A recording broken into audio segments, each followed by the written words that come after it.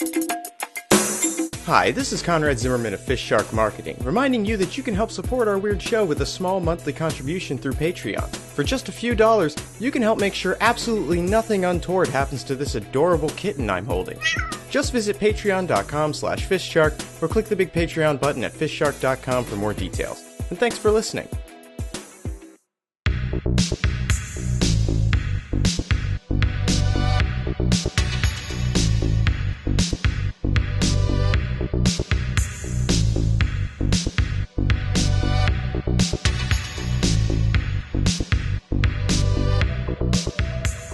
It all seems very, very unfair. Witch hunt.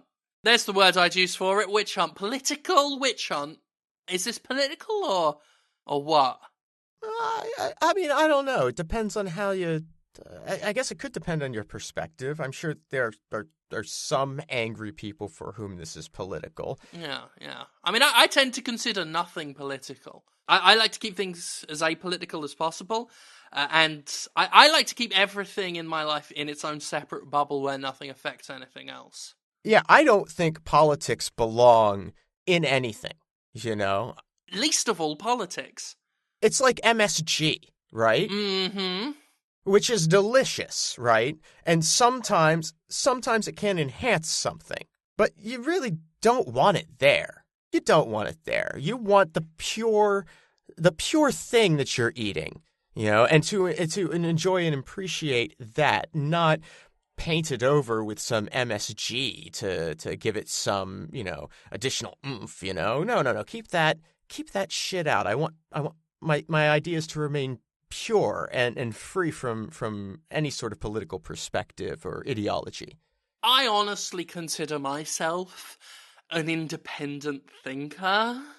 Oh, yes, absolutely. That's how I feel about it as well. You know, I have my own ideas about things. Yes. Right. Yes. You know, I'm able to look at something critically and apply reason and come to a conclusion. And that's how I come to all my conclusions, is through reasoned logic. Yes. I actually don't read newspapers.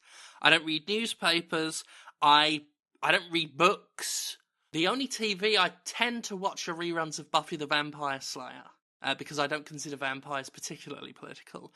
That way I have a completely untarnished view of the world, and in my untarnished view of the world, I think Lucky Boy Airlines is being treated incredibly unfairly by the newspapers that I've not been reading. I could not argue with that statement one bit. You know, I have been reading the newspapers, and it's not good. Well, I mean, you've been giving me the Cliff Notes, and they don't sound good. People are outraged over something that I mean, it's just silly. This outrage culture, I mean, it only exists to sell newspapers. Let's be totally honest. When was logic and reason replaced with emotional, reactive outbursts? That's what I want to know. I look at this situation objectively. Objectively, everyone.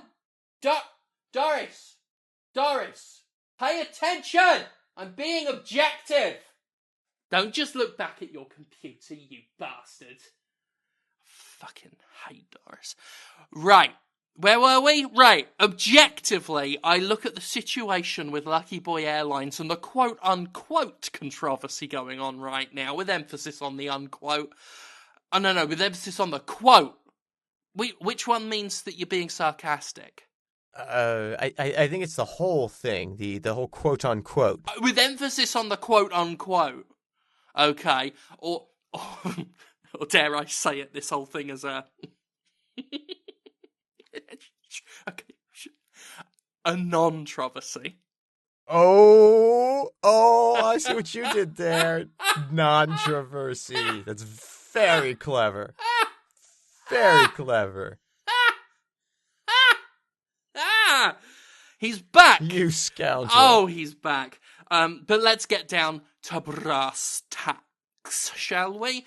So, The story so far, Lucky Boy Airlines, an airline we happen to represent and have represented successfully for many, many years, is in a bit of hot water because it overbooked a flight, which happens.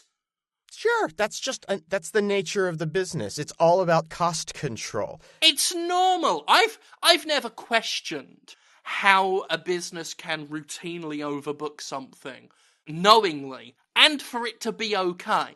But it's not my place to question. Well, studies have shown that around 15% of airline passengers miss their flights. And those seats then just sit unsold. So if you anticipate that you're going to have some loss, you can cash in and get the extra money, thus lowering the price of tickets for everybody by cushioning with that, 15% of people that you expect not to show up. Interesting. And considering how fucking expensive it is to fly already, just imagine how much worse it would be if they didn't deliberately overbook flights by just guessing that some people might not turn up. Right? Thank God for that kind of strategic thinking. Thank Christ in fuck that that's what they do. But, okay, it can upset a few passengers. Yeah, that happens. Well, every once in a while, statistically speaking, you're going to have some overrun in one direction or the other. 20% of people don't show up for this flight, but 10% of people don't show up for this flight. Well, you can't just, transfer that over. It's an average. So, you're going to wind up with some people who don't get to go on flights, but they can wait around for the next one. Exactly. That's available that has extra seats. Who's got somewhere to be? Not me. I mean, well, I do, of course, but, that's why I fly first class. Ain't no one kicking me off nothing. But I guess I'm just confused as to why people think Lucky Boy Airlines should be singled out as having done anything out of the ordinary. Yes, it was overbooked like any airline. Yes, some people didn't want to give up their seats to let other people on. Yes, there was some violence. Yes, a man bled. And yes, the other passengers weren't humans, but sheep. But I don't see why that's a problem. None of this is an issue. Look, those sheep had to be at their destination. Had to be. No ifs, ands, or buts. It was necessary that they be in Geneva by the morning. They were supposed to serve on another flight as a first-class petting zoo, flying into Italy the next morning. So, I mean, they had to be there. Yes. Right? I mean, they probably needed to be on that plane more than anybody else. Yes, some people said that someone in there was a surgeon, had some emergency bone marrow transplant in Rome or something like that. Something about a little kid who's now dead, fuck 'em. But really, what I want to clarify with people who have said unfairly on BuzzFeed and other liberal news outlets that said those sheep had no business being on a plane with humans. First of all, racist. Second of all, those sheep were cleared like anybody else for takeoff. They went through the scanners. Okay, they took their shoes off and put them on the little conveyor belt. And more importantly, a TSA agent confirmed that every single one of our sheep were white, so they were welcome aboard. It was all on the level. They went through all the same processes everybody else does. They held up their end. I don't see why the sheep, would have to be penalized under these circumstances, yeah. Right? Yeah. Now, the one thing I will concede might be an issue is that they did seat everybody, take off, and then tell people they were overbooked and let the sheep run amok from the cargo hold to find their chairs, and then started throwing people off the plane. Now, I understand that in a certain light, throwing paying customers, especially celebrated bone marrow transplant doctors, off of a plane that's several thousand feet in the air could, and let me say that again, could be considered a bit of a boner. I mean, is it really, though? Well, that's the thing. I mean, if you look at it from a certain light, I would say absolutely certainly yes, it was a bit of a boner. If you look at it from my perspective, fuck off, it wasn't. At what point do you just let a problem continue to be a problem, or versus standing up and saying, hey, this isn't right, we need to fix it, right? Okay. Should they have discovered the problem with the overbooking before the plane took off? Absolutely. But I have to say, in the defense of this situation, when they recognized the problem, they took action immediately to rectify the situation. Absolutely. And so I don't think they're giving enough credit to the people of Lucky Boy Airlines for addressing this so quickly and decisively. I also don't think that Lucky Boy Airlines is being given enough credit for what it's done for the economy. Because when the flight attendants pulled out their company-issued billy clubs to get the people off of the plane, sales of billy clubs, which, to be fair, was a flagging industry, have skyrocketed. They did more for the industry than fucking Daredevil. And I'll tell you what, as well, since half of Lucky Boy Airlines flight attendants are blind, they're better than Daredevil as well.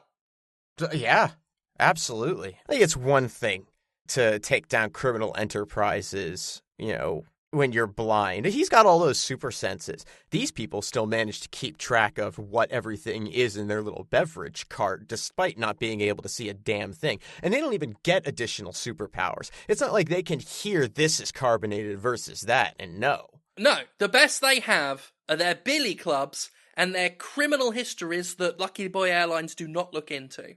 Well, extreme vetting is really only for the passengers. Well, obviously. We trust the people flying the planes. You wouldn't want to be a pilot if you weren't qualified to fly a plane. That's the way we look at it.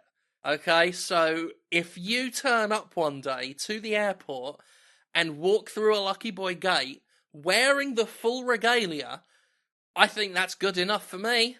That shows confidence. Even if he didn't go to flight school, he's clearly dressed for the occasion. He knows what he's doing. He's going to get me to my destination safely. At the very least, should something go wrong, they'll be able to express that same kind of confidence and keep everybody calm, before whatever happens. So either way, you want to go with that confident guy. And if they can stride through wearing that uniform and looking like they know what they're doing, well, God bless them, because I'm willing to put my life in their hands. And the numbers speak for themselves. 60% of Lucky Boy planes land 75% intact. Oh, man, it has been a long morning. I'm ready for some lunch. I need to get something to eat. Yeah, I've been in like 15 minutes of meetings. I'm good to fill my belly. Yeah, it's time. What are we doing for lunch? I know what we could do. Have you been to the Burp Factory yet? The Burp Factory? Uncle Pig's Burp Factory? No, but please tell me more. Haven't you seen the commercials? No, I don't watch television. No. All I do now is get drunk and watch as the world transitions to blackness. I can't stand what's on the TV anymore. So I haven't seen an advertisement on television in time's all really just sort of a blur now, actually, if I'm honest. Yeah. You do often talk about the Nixon administration a lot. Yeah, I mean, those were good times. Yeah. Good okay, times. well, I mean, just imagine, if you will, and I'm furious we never thought of it first, but imagine, if you will, just a large man with it looks like a real pig, but it's a very convincing pig's head. Just looking at a screen going, "Sup, little tub? I'm Uncle Pig! Welcome to the Burp Factory! Drink gravy!" I mean, after a sales pitch like that, I had to go. Drink gravy? Yeah. He's, they're very fond of I'm not even sure what the word is, deadly excess, I guess, is an adequate term. It's very popular in fast food ever since the Double Down. Fast food chains have been looking at better ways to coagulate people's bloodstreams and clog their hearts and basically kill them.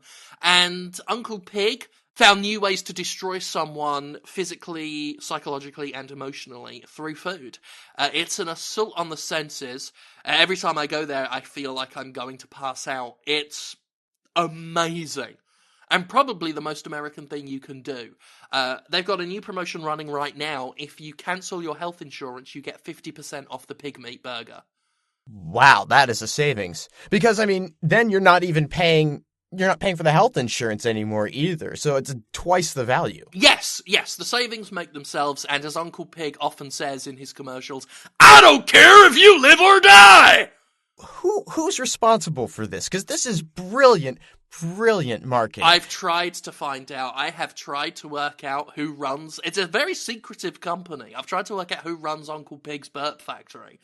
Because I'm just so on board with the corporate message. There's one commercial where he is just shoveling a ladle into a bucket with slop written on it, and he is just flinging that slop at the camera going, Fuck you! Fuck you! I'm Uncle Pig! You're gonna come here and eat my shit anyway! Fuck you all! Oh. I went immediately that day and had the burger. Oh, so that's like a burger where they replace the outside bun with 2 additional patties or something, then like the Double Down. No. They take a burger and they sandwich it between 2 full burgers. It's basically 3 burgers. It's 3 burgers for the price of 3 burgers. It's tasty though. Yeah, well, it just sounds like a ridiculous amount of artery clogging food. Oh God, yes. I mean, to say nothing of their take on the pancake on a stick. I mean, I didn't even think that was a thing. Why would you put a pancake on a stick? I don't know what a pancake on a stick is, but hell, Uncle Pig's way of doing it. You get basically what looks like a microwavable Schmucker's pancake that's been shoved onto a tree branch, and you're given that. And most of the time, the pancake has crumbled off, so you just get a tree branch. Fiber, right? You know? I mean, it's a vegan option. It is a vegan option. That is true. But I really like what they did with the promotion on this pancake on a stick thing. If you hand in 10 sticks, your next pancake's free. Couldn't you just get 10 sticks and trade them in? Like just any old stick? It seems like a really exploitable promotional offer, right? No, barcodes. They're barcoded. Yeah, they've got I forget the guy's name. I think it's like Clem or Fuckface. One of the two. I often hear those words yelled from the kitchen a lot when I'm eating there. But they've got a guy, his main job is whittling barcodes into their wooden paraphernalia so that things aren't stolen. Quite how a scanner can read barcodes that have been carved into wood, I don't know, but they're making it work out there. So, no, you can't just pick up a bunch of sticks and hand it in. You do have to do it like the Starbucks thing. It's essentially getting Starbucks stamps on a coupon, except with officially licensed sticks. But, like the popular advertising tagline says, at Uncle Pig's, hey, 10 sticks for a pancake ain't bad. I mean, I guess that's true. It's a good deal. True. Yeah, 10 sticks for a pancake. That's interesting. It's a strange variety of options. You know, the burger, the pancake on a stick. I mean, it's almost like going to a carnival, you know, or the county fair, right? There is a lot of that. There's a lot of laughing and yelling and crying and screaming, the kind of things you hear at a county fair. Often I feel like I hear almost like a roller coaster, certainly some sort of cart on rails somewhere in that building, just echoing from some subterranean tunnel system. There may be a full-fledged carnival working underneath that thing for all the noises I hear there. Well, that's kind of curious. I mean, a fast food restaurant, is it part of it was one of those things where it's in the lobby of a larger building, or just... No. There are actually no other buildings within several miles of it. It's out in it was a field, but it is now just, I want to say, about 55 square miles of concrete And then right in the middle of it is Uncle Pig's burp factory. And it's a good job there's that much concrete around it, because let me tell you, it is packed. Good luck getting a parking space without that big block of concrete. Thank the heavens it appeared out of nowhere that night. Oh, yeah. I mean... The Boston Concrete Plaza is... I mean, I think it's only going to grow, because before then, the Boston Concrete Plaza had nothing. And the mayor would often wonder what the hell, why aren't people... Why is this not generating income? Then one day, along comes Uncle Pig's burp factory, and we're making money and taking money. Huh. Well, that's... Yeah. But it's all alone out there, huh? All alone out there, and yet the ingredients are fresh, never frozen. That's what they say. Oh, no, sorry, frozen, never fresh. That's their motto. Oh, okay, yeah, that's more like it. That's what you'd expect, yeah. Like you said, diverse. There is so much there. There is, as you say, vegan options. You're not supposed to eat the stick, but you can get a bowl of twigs. You can get a bowl of twigs, and they're covered in barbecue sauce. That's not an option. They will come with that barbecue sauce. Like, everything comes with barbecue sauce. I mean, most things come with barbecue sauce, unless it's a drink, in which case it mostly comes with gravy and ice. It's like Uncle Pig always says, "I'll serve you anything! I don't give a fuck!" I fucking love that character. It's a great character. And he's true to his word. He will serve you anything. I'm really impressed. Just, I'm looking at the website on my phone, and that's a very realistic looking pig head. Yeah, right? You should see it blink. Actually, keep looking at it. I think it's a GIF. Oh, wow. There you go. Yeah. Yeah, not good, right? No. I didn't know eyelids could do that, even on a cat, let alone a pig. And yet I'm really hungry. Oh, God, yeah. I could really go for one of their oil splits. It's like a banana split, but they replace the banana with oil. Like vegetable, peanut, canola. All of it. Oh. FistShark Marketing is Jim Sterling and Conrad Zimmerman. Theme music by Ben Rama. Additional music by Alazar Chand. Our editor is Austin Yorsky. Get more episodes and learn how to support the show at FistShark.com. Follow us on Twitter at FistShark for more of our exploits. Complaints can be forwarded via email to fistsharkmarketing@aol.com. And remember, syphilis, feel the burn. Goodbye.